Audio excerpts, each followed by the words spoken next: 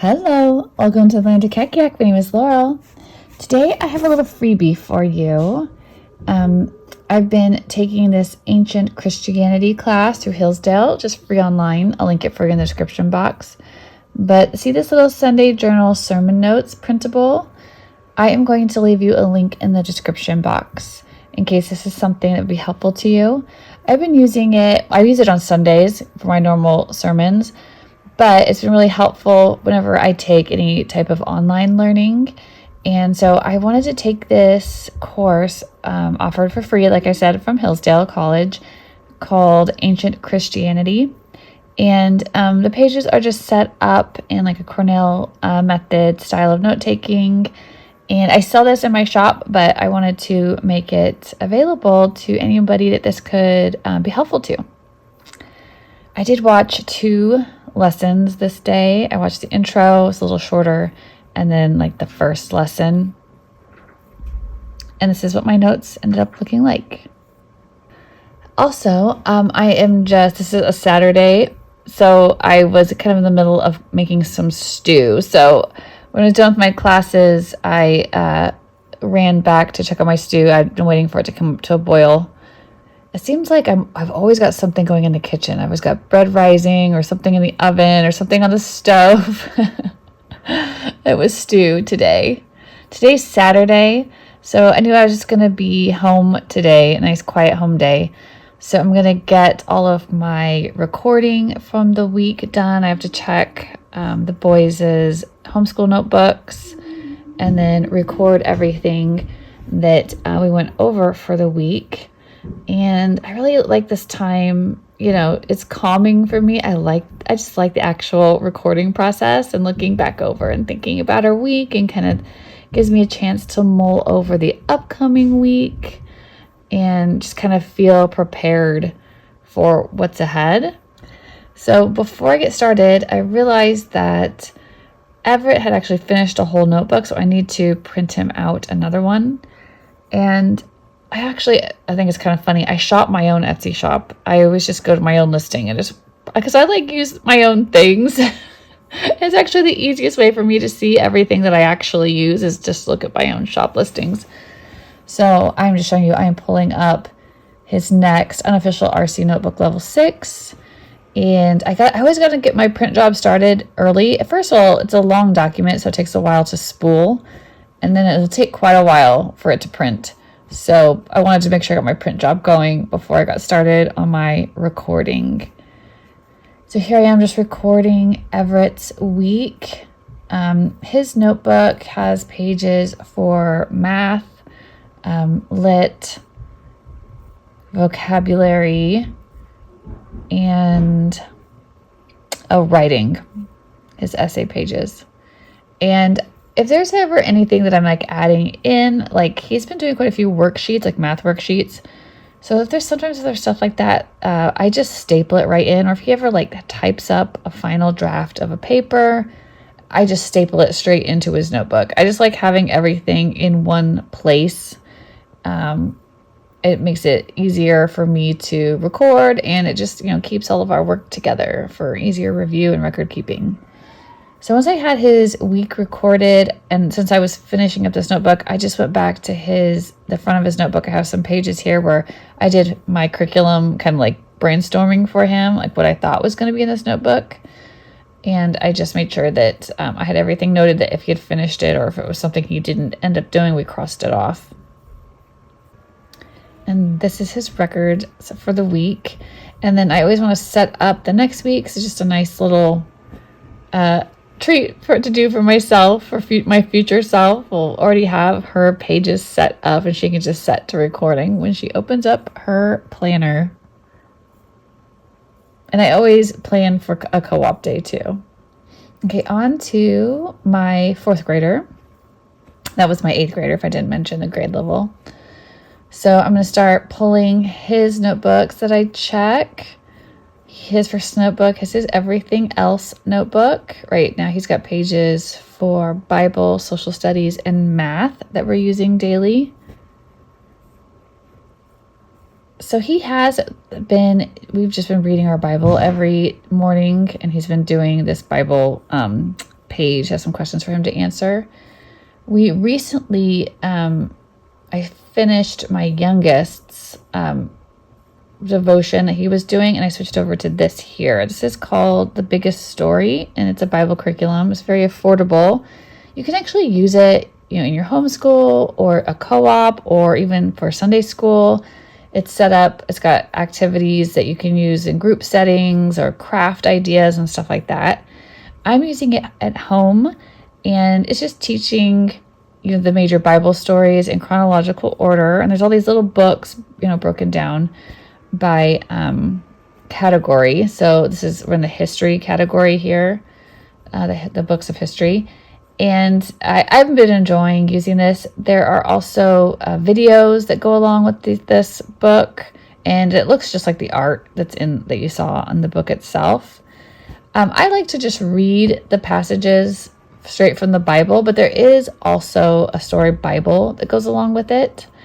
And you can read, it's the same, if you read it, it's the same words that the narrator is saying in the videos that go along with this curriculum. And I will put links to all of the information from this curriculum in the description box. I don't believe, you don't have to buy the curriculum to have access to the videos. I think, and even the printables, you just have to make a free account with them. And you could actually watch the videos and print off their coloring pages and activity pages and stuff.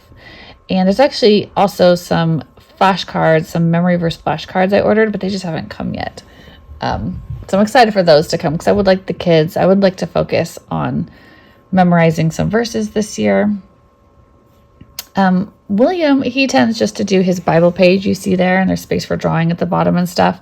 He prefers to do that over the printables that come with that program, but Bo likes the printables.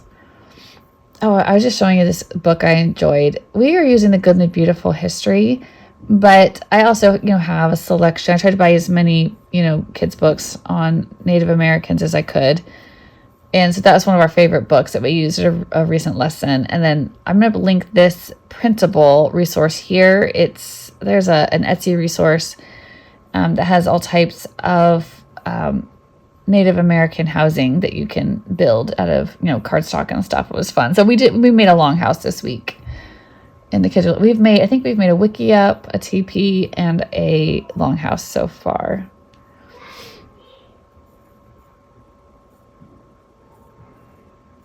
Yeah, we were reading Black Hawk also as part of our history curriculum. And so the days that I alternate lesson days and read aloud days. We just pick something from the read aloud that stuck out to us. And that day it was Palomino horses. And so we looked at Palominos.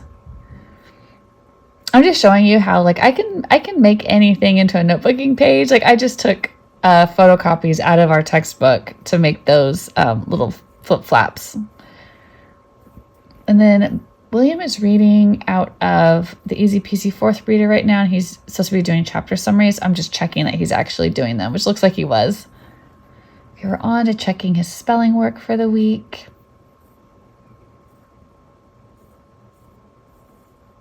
He's doing McGuffey Spelling Level 3. Okay, all done. I was going to show you my new third reader. I ordered the New West Press book. I just wanted to give you a little bit of a look on the inside so you can see what they look like. They look good. Okay, on to his reading and writing companion notebook. This goes along with his McGuffey reader, but really you could use this book with any reader. I just fill in for him what the reading passage is for the week, and then he has 3 pages a day that he works on. And we are pairing this with gentle grammar as well. So that grammar and writing page you see, that's him doing his gentle grammar work. And he's almost done with level 3 of gentle grammar.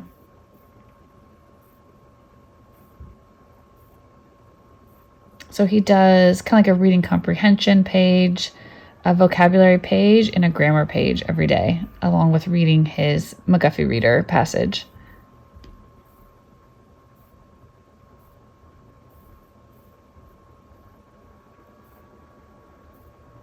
And since I to give him like feedback in real time, like right away as he's doing his lessons each day.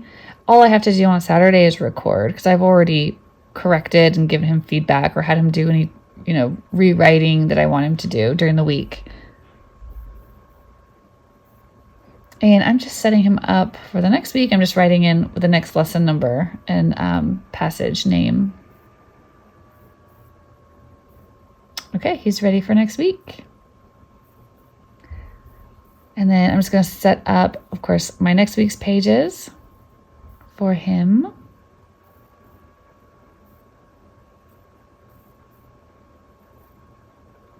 And I'm down to Beauregard, my first grader. This is my last record-keeping job for the day. So I've got his everything else notebook. He's also doing Bible, social studies, and math. So I've got, for right now, Bible and history are now synced up for my first and fourth grader. And he is doing Number Stories Book 2 and for math, as well as we're focusing on some addition and subtraction math facts. And I need to I've been planning on making a math routine video, an updated one for him, probably for William too. Oh, here's one of those printables from the biggest story curriculum I was telling you about. And this is actually, I just copied a picture out of that Longhouse book I was showing you earlier. He does a fair amount of drawing and stuff, so I don't make him draw like his own original thing for every single notebooking page. If he wants to draw something, he can, but sometimes I ask him, do you just want to look something up? Do you want to, do you like this picture? Should we just copy this and put it in? And he can cut it and paste it in.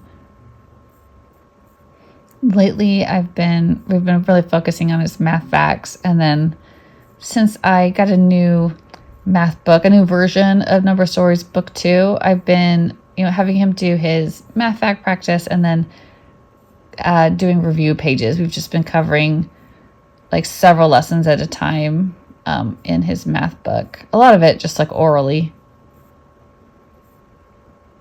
until we kind of catch back up to where we left off before, and then we'll start working probably more from the book. But right now my focus is on math fact fluency. So when I have math fact like worksheets that he's working on, I have him do them and I just cut them out and tape them into his book. And then I just make notes of any corrections he can do in there, and then I note anything else we did. Okay, on to his spelling.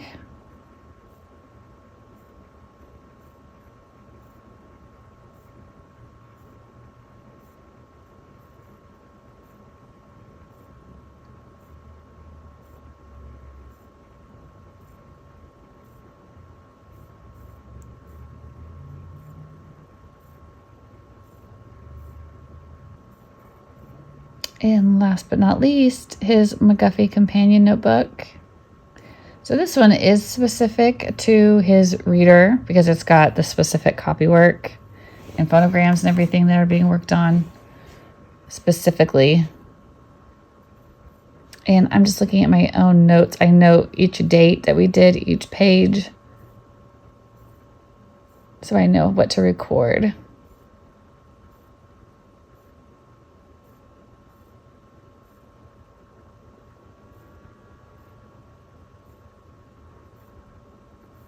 All right, he's all done.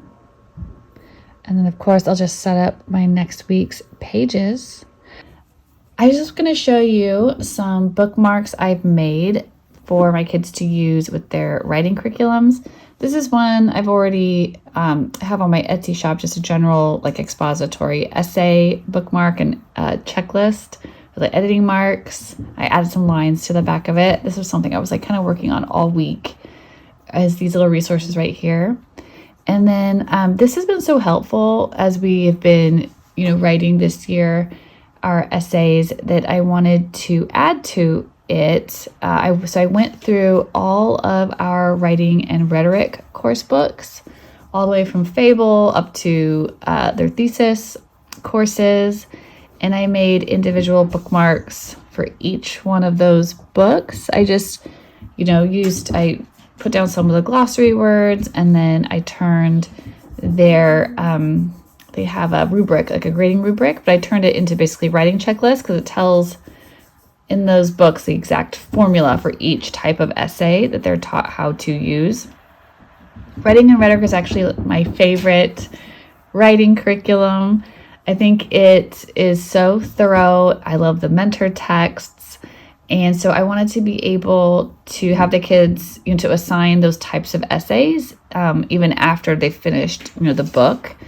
The book gives them a good introduction, but I feel like they need, more writing, more opportunities to what they put into practice, what they use from those courses. So I'm hoping these bookmarks will be helpful while they're taking the course, and then also afterwards they can keep it as a reference for the format of the different types of essays and writing styles. And even some of the there's even things like summary tips, tips on how to give good summaries, and have a glossary, of select terms from the course, things that they wouldn't necessarily, I think, remember on their own, but it'd be a helpful reference. So yeah, all week I've been going through those and formatting these for them. I would give these to you, but I think it's just too close to plagiarism. So I don't think I could distribute these, but I do highly endorse Writing and Rhetoric. I love those courses.